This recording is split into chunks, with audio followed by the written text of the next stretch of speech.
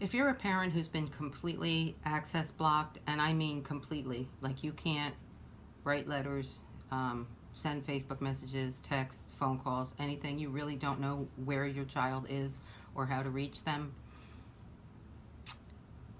You may be getting advice from people, oh, hire a detective, you can find them. But there are children who will feel that you are invading their privacy, and they'll just dig their heels in even deeper. And of course, I'm talking about children who are a little older now, either teenagers or maybe even in their 20s.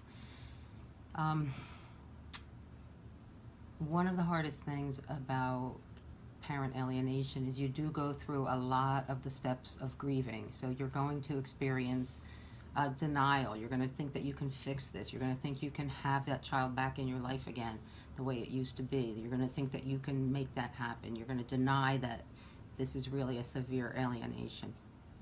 Anger. You're going to feel anger at the situation and at the ex or the other parent. You're going to feel maybe anger at the child. Those are two of the normal emotions of grieving: denial, anger, bargaining. You're going to really wish there's something you can do. If you do this, they'll come back. Denial, anger, bargaining, depression. That's another one that we go through when we have a severely alienated child, and finally you accept it.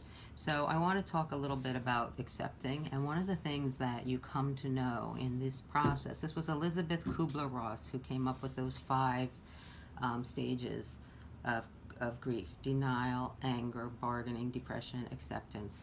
So one of the things we have to accept in a case of a really severely alienated child, or the parent being severely alienated, it kind of goes both ways,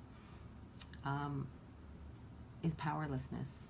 There does come a time where all you can do is wait and hope and pray that the child will be able to snap out of it. And you have to remember that they've been severely brainwashed. There's a lot of things going on. There's the Stockholm syndrome, where a captive person identifies with and demonstrates loyalty towards their captor. That is at play in a situation with a severely alienated child. So there's so many things at play, and there's very little that you can really do once it's gone to a certain point.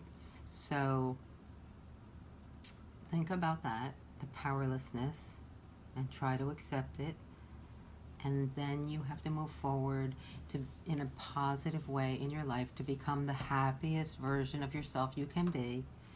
And that way, if and when that child does come back to you, you're not a big emotional heap of sadness and loneliness because you were apart from them, but you have continued on and became happy again and have some interesting things to share with them.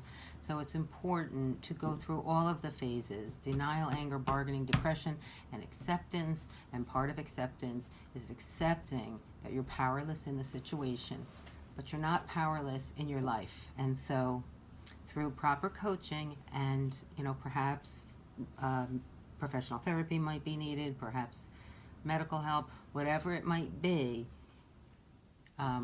but we can help each other get back on the path to a happy life.